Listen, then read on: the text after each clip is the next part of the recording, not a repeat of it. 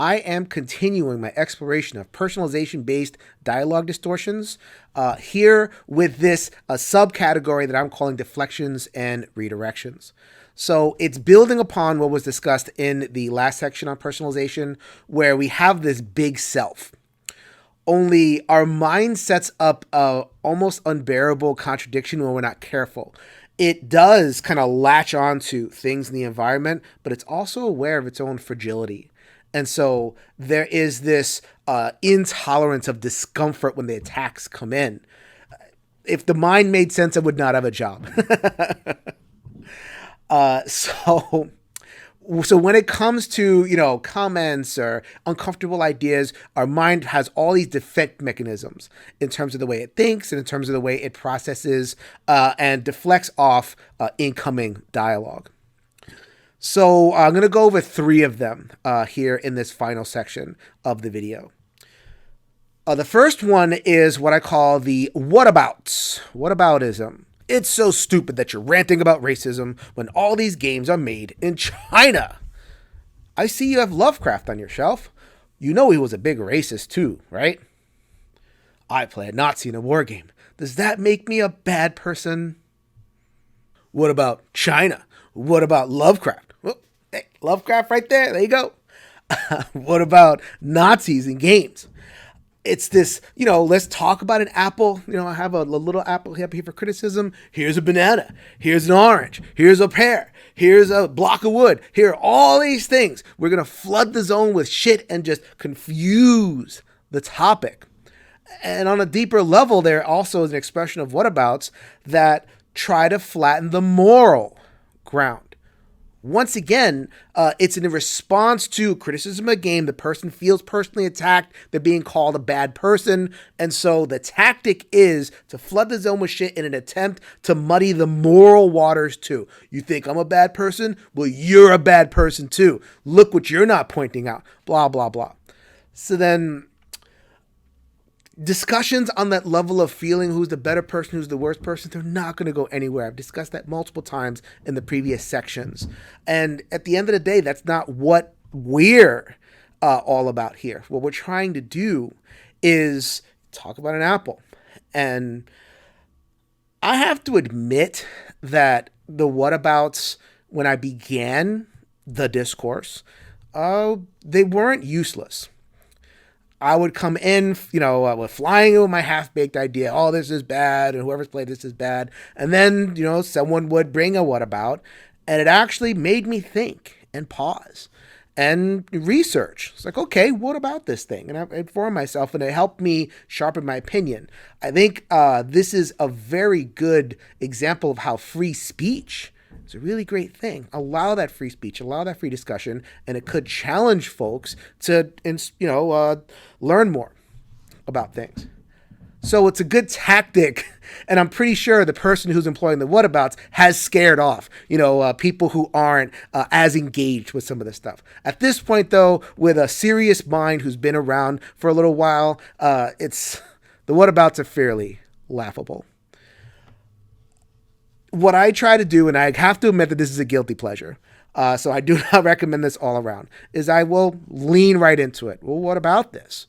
At this point, there's a very set number of whatabouts. We've decided that there are certain things that are like bad, and we go to the bad all the time. So I've just kind of done some research and out of curiosity, informed myself. What about China? When it comes to labor practices, turns out that the worst offenders are the big printers and companies and makers like Nike and Hasbro.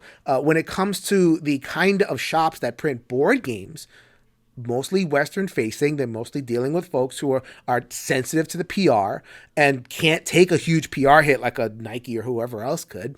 So then some of their labor practices at some of these other printers are better, at least in line with some of the things that happen in America. So there's a differential. Imagine that a country of 1 billion people has differentials in there. I put that in the comment. He's like, okay, I'd love to explore and talk about it. Crickets, silence, as if they weren't interested. Oh my God, what a revelation. They weren't interested in talking about China. They just wanted to shut the person up and removed that discomfort taken down their defense. They got something else. Nope, they don't have nothing else, at least in that particular case. Lovecraft. I enjoyed Eldritch Horror. It's one of my top 3 games of all time. And, the Arkham Horror universe and everything. And, diving into it, considering, can I separate the art and the artist? What a wonderful discussion that obtains in board games and music and all these other genres. When it comes to Lovecraft, well, he took a lot of his ideas from other places. So Edgar Allan Poe and, that style of 19th century, writing, and then earlier with, Greek myths and all these other things, Oracle at Delphi, kind of bringing it together in his own way, which was interesting. So then it's almost like he's a squatter on a lot of these ideas. And am I going to allow him to squat on perfectly good ideas? Does it really take that much genius to come up with an octopus man with tentacles, that kind of thing? At this point, he's long passed on. He doesn't benefit because it's a common license. The art belongs to the community, just as, Sleeping Beauty and Snow White and all these folk tales have come up, and we don't know where they came from. We happen to know where this one comes from, but it doesn't matter because it's just like a huge patrimony of ideas that's floating around. And we can talk about that. I haven't had an episode on Lovecraft. I would love to invite somebody who's interested in that discussion to come on. So I spent 2 minutes talking about it. I'll share my reflections in the comment, the What About Lovecraft comment, and then crickets. Almost as if they didn't want to talk about Lovecraft. They just wanted to deflect the blame. So I don't recommend that all the time. And the whatabouts are kind of an exhausting tactic for exhaustion. But, if you don't want to take this stuff lying down, then inform yourself and come up with something really smart or really original or, a willingness to really engage. Who knows? 1 out of 1,000 times, maybe you inspire a smart discussion, but at the very least, you don't cede the ground to the whatabouts. That one is, at the end of the day, another mental and verbal turd. And so the second deflection that I'll discuss is attacking the ref. That's not fair. The mods here are so biased towards the libs. It's a total echo chamber in here. So disgusting. I got that one, and I've actually dotted my entire series of videos with those kinds of comments, especially the one on victim mentality, how there is a mindset that feels attacked by, the libs, so to speak, and the refs that are backing them up. That one, go ahead and check out that video if you haven't already. I want to focus on a couple of very particular aspects here, though, that are a little bit different. First is this idea that the mods of a forum relate somehow to some kind of government function. The mods need to realize that in America, we have a constitutionally protected right to free speech. Or this one, this offensive content is not banned by any country that follows the UN Human Rights Charter, so the general public agrees. It's fine. I'm not sure where Human Rights Charter came from or anything, but I'd like to contribute something both as somebody who knows a little bit about human behavior and psychology and also history. This idea that there is one public square and that the mod's job or the government's job is to ensure participation in this one general public square. That has actually almost never been true in history. We've always had multiple public squares. And the fight, the challenge has been to make those public squares as wide as possible, but there's always been friction. There's always been people who've been unhappy and who've had to go off into different quadrants and everything. The government's job in a pluralistic society is to ensure that there are access to multiple public squares and that people aren't physically attacked when entering one another's squares. That's what the government's job is. It is not to ensure one big place where a bunch of people can talk. And I'll get to that a little bit further in the last section of this video. It also goes to the essential role of the mod. The mod, their job is to ensure discussion, not necessarily expression. This entire series of videos, as I said at the beginning, is showing how many modes of expression, maybe the ideas are okay, but the mode of expression is anti-dialogue, stops dialogue, which is something that the mod is looking for. Are they always effective at it? I go back to a quote from a coach turned commentator in football, John Madden, American football for my European listeners. John Madden said, I coached in the 70s. I'm commenting in the 90s. The referees stunk then and they stink now. I mean, in every walk of life, you're going to get complaints about the ref. It's totally fair and fine as long as we judge them on the standard to which they are holding themselves, which is, are they allowing discussion? Whether they're allowing free expression or not is a much different story. And the final thing I'll say is that people who complain about the mods and or attack the refs or whatever it is, oftentimes they don't really know how much their behavior or their verbal contributions are actually derailing discussion. We filter out, we see ourselves the best. It goes back to the personalization stuff. We have a very rosy view at the end of the day of ourselves. And very often you'll have someone, their comment to be removed. They'll say, I was totally reasonable. That was fine. And then you actually look at the quote and it's full of overgeneralizations and, catastrophizations, all that kind of stuff. A BGG forum about complaint department is what it's called, where if someone has a complaint, they can post publicly as opposed to privately and share. So then the idea being that this person came in and said, my quote was perfectly reasonable. And then down the list, one of the mods is like, you know what? I'm going to show the quote. I'm going to walk people through why it wasn't that great. You show the quote full of overgeneralizations, at least like 7 or 8 of them or something like that. And then, all the commenters were like, yep, figured. That's a common thing that happens a lot. Especially when, we're on the internet and we're firing things off fast and we just have this rosy picture of ourselves and it doesn't always match up with the reality. Just like whataboutism, attacking the ref has to stand up to scrutiny. If your feelings about the referee do not conform with reality that other people are looking at, then we need to take a look at what's going on. So here we are on the last stop of the psychoanalytic thought train that we are riding through so much of board game conversations. And the last stop I've established is what I'm calling denying the ripple. This is not an official term in any way.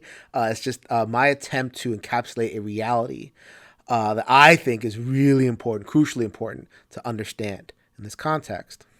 What do you mean I'm causing harassment? I'm just asking a question. Words do not hurt. They cause no harm. They're just words. I can't tell anyone what to do. So whatever harm is happening out there has nothing to do with me.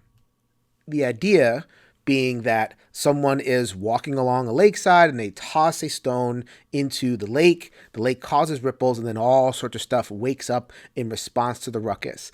But the person is like, well, I just threw a stone. I couldn't help with all the other stuff that happened. I'm only responsible for the stone. That would be the equivalent of someone in a forum who is using any one of these terms.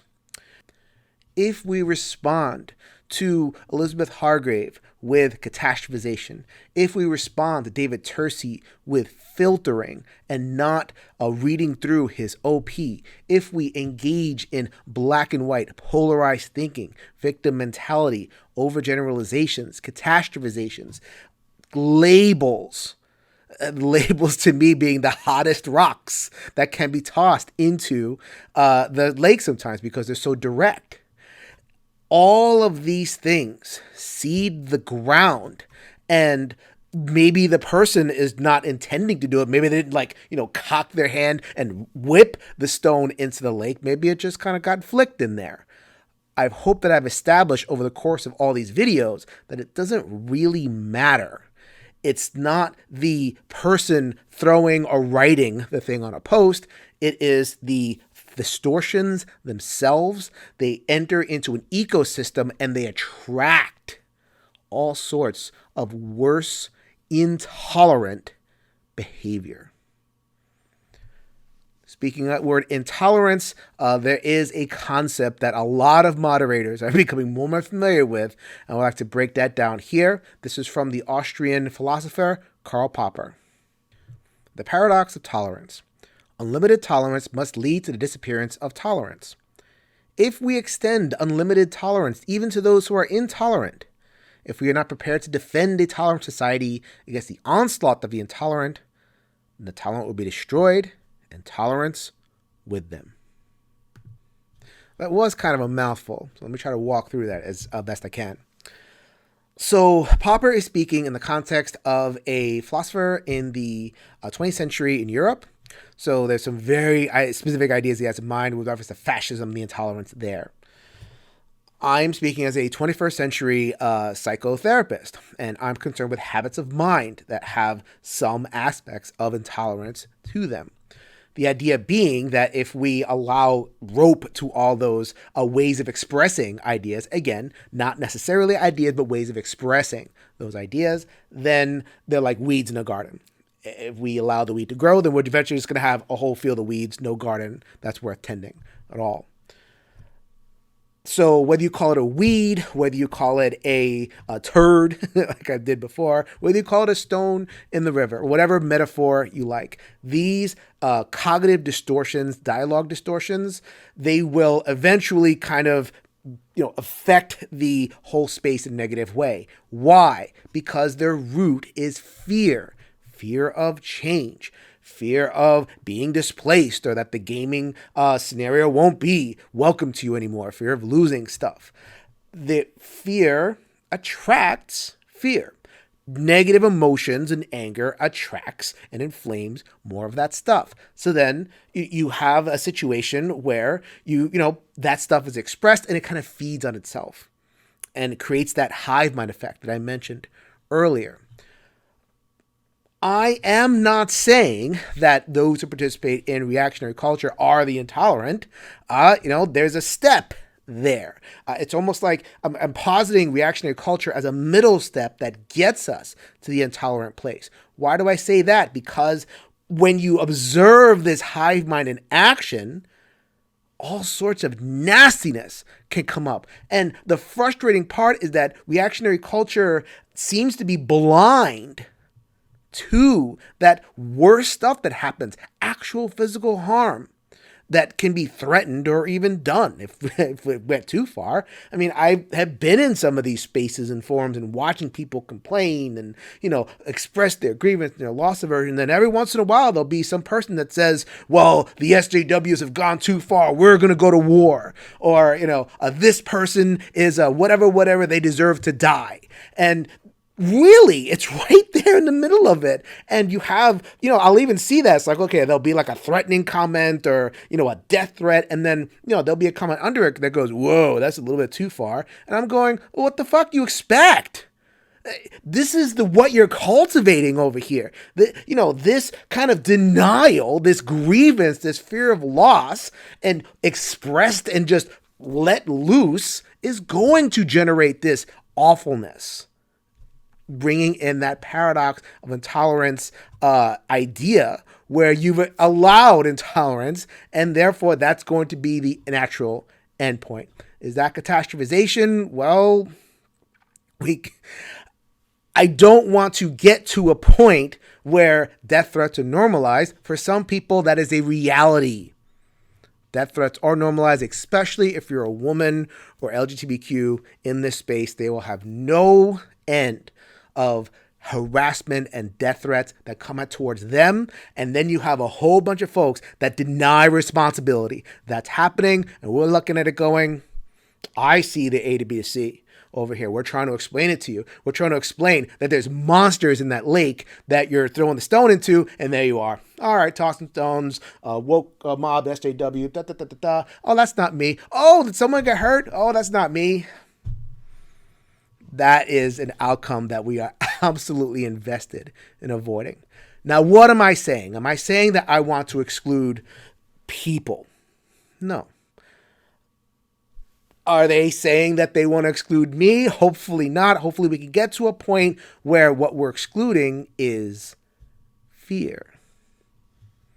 that this whole series of episodes is an attempt to understand the emotions and the thinking that trigger those emotions that are going on. And if we can understand those emotions, and especially the cognitive distortions and the dialogue distortions, if we can somehow address and see what's going on and remove those things and remove that fear and connect as people, well, I don't know what's going to happen. That's super positive, but whatever. I'm a super positive guy. I've spent so long in this basement, days upon days. This has truly been an undertaking, these last few videos, but this has been in my mind for months. It's been percolating. I'll be very honest, the original inspiration for this video came when a conservative voice got banned on BGG. They were super nice, and they were almost crying. And they were asking me, why did I get banned? Such a nice guy, and I'm trying to be, helpful, and, why is this SJW stuff happening? They were really mad. I explained to them that using that language isn't that helpful, and we were able to really connect, and we had a great conversation. And I was able to explain to them, okay, this is what's happening. So on a micro level, I saw this play out. I saw this work, and I just wanted to make a video that explained this to other people. 6 months later, 5 days in my basement, try after try after try at self-moderation. I don't deny my ripples. I have an impact. I have a voice, and I don't want people to be upset. Yes, I'm kind of trying to be as direct as possible, but I don't want to just, inflame for no reason. If I inflame, I want to inflame for a good reason. And it takes so long to kind of thread that needle, but I really sincerely hope that I've threaded the needle as much as I can. 9 videos in this particular part, 4-part series, Real Talk on Racism. I hope that you have enjoyed really talking. This is about the last big think piece going to do for a pretty long time. I've enjoyed this. All comments welcome about anything that I have presented. Thank you. If you could change your mind, you could change the world, people. So until next time, later, everybody.